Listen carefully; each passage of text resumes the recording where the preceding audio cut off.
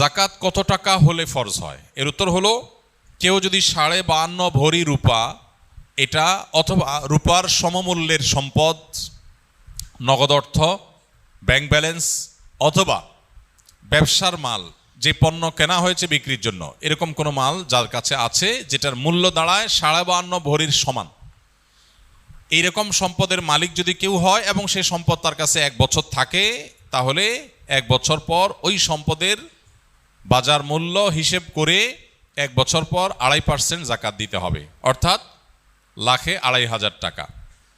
এভাবে হিসাব করে তাকে জাকাত দিতে হবে।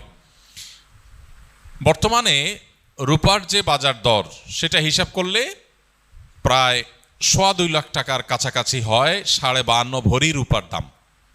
এটা ভ্যারি করে, উঠানামা করে।